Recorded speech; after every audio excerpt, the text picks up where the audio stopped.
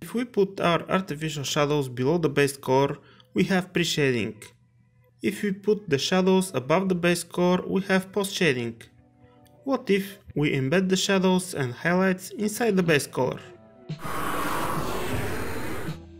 After primer, the first coat is our base color. I laid this coat unevenly to get some variation.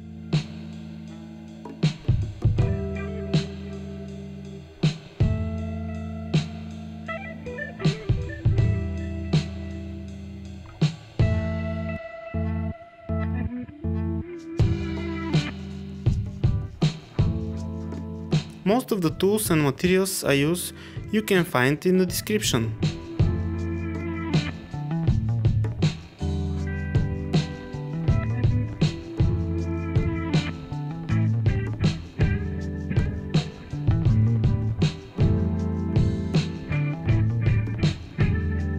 Leave a comment and tell me what tutorial you would want to see.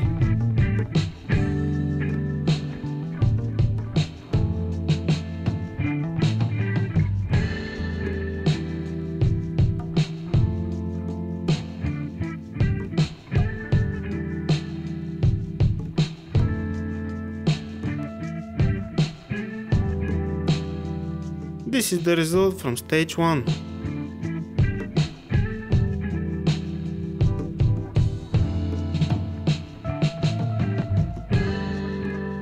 In stage 2 I am highlighting the rivet lines and some small hatches using mixture of the base color and white paint.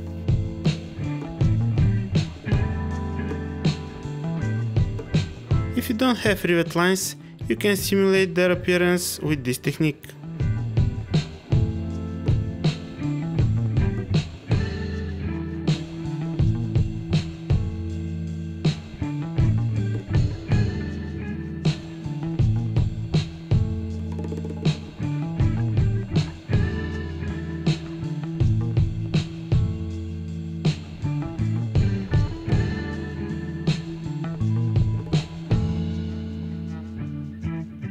Okay, things look a bit strange now, but that's going to improve.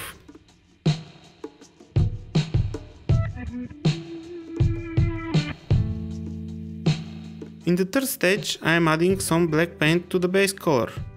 With this mixture I apply shadows on panel lines and some crevices.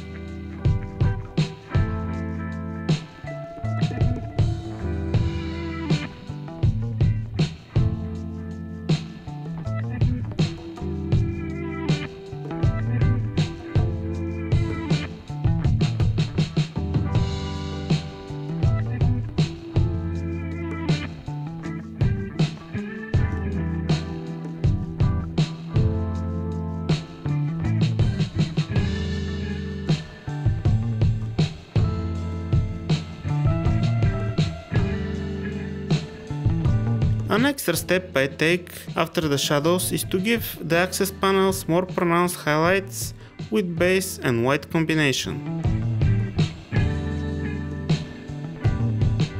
And this is the result after the third stage. Still looks a bit awkward.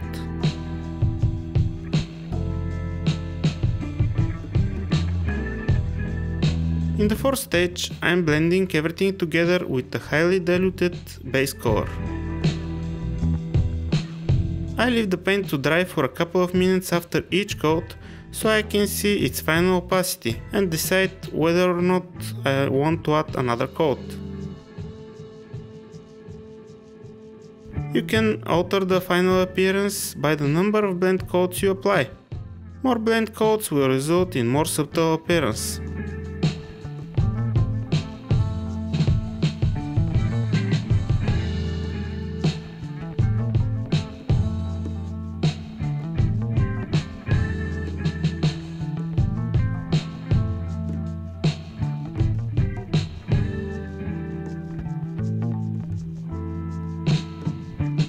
And here it is how the finished paint looks like. To learn more interesting techniques, watch more of my tutorials. Click on the thumbnails and enjoy. Thanks for watching, and until next time, happy modeling!